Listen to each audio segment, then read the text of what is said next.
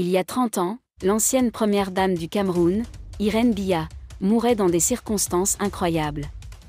Le 29 juillet 1992, Étudie annonce le décès de Jeanne Irène Biya. Mais quel genre de mort permettrait à l'homme encore non identifié d'éliminer tous ceux qui ont vu le corps d'Irène Biya, y compris le prêtre? Irène Biya a été tuée, rapporte le journaliste d'investigation Rémi Gonon.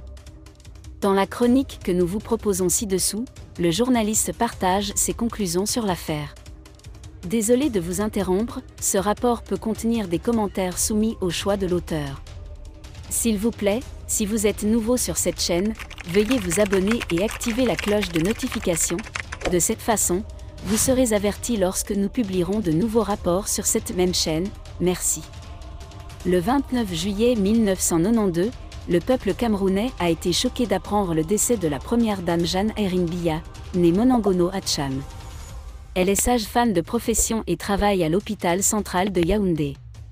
Selon la version officielle, elle souffrait d'un cancer et a rechuté le 28 juillet alors qu'elle séjournait dans le village de son mari à Moumeka, où elle voulait aller faire de la pisciculture.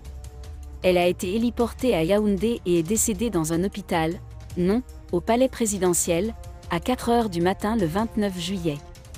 Une version improbable composée de pincettes qui ressemble à une voiture volée.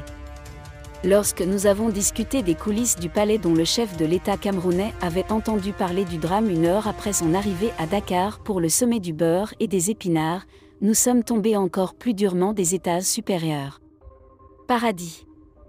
Paul Biya, qui n'avait jamais été à un sommet de l'UA, a soudainement entendu un appel l'invitant à se précipiter à Dakar pour entendre des histoires sur la francophonie, mais ce n'était pas à son ordre du jour. C'est là qu'il lui a lui-même annoncé après un court coup de fil de Yaoundé, « Monsieur le Président, c'est fait ». Il a immédiatement informé ses collègues que sa femme venait de mourir d'une maladie, le silence est revenu, on dit que c'est un cancer, mais qu'est-ce que c'est que ce cancer soudain aussi mortel qu'un infarctus? Dans quel service hospitalier est-elle décédée? Quel médecin a délivré ce certificat de décès? Quel cancéreux en phase terminale peut quitter son lit du palais présidentiel pour aller travailler dans un étang de pêche villageois? Quel homme pourrait laisser une femme malade dans son village pour un autre pays sans sentiment d'urgence ou de devoir? Le fait est que la première dame a été abattue. Le jour de sa mort, elle a accueilli 2 religieuses françaises, toutes 2 retrouvées mortes, violées et jetées dans les buissons près de leur congrégation à Jumeirah. L'abbé Amugu, qui célébrait la messe funèbre, a été retrouvé mort. Un missionnaire catholique qui nettoyait le corps de Jeanne Irène Biya a également été abattu. Son ami proche, le père Angélbert Moine, a été retrouvé nu et assassiné, son corps marqué du signe de la croix sur son lit. Les pathologistes qui ont déterminé le mode de décès ont été éliminés. Le cercueil du vicaire, ouvert pour la messe de Requiem, a été scellé. Le chef adjoint de l'État, le capitaine Roger Motaz, est mort dans un accident de voiture après avoir déjeuné avec le président Biya. Jeanne Irène Biya a le charge d'organiser la fuite du Cameroun.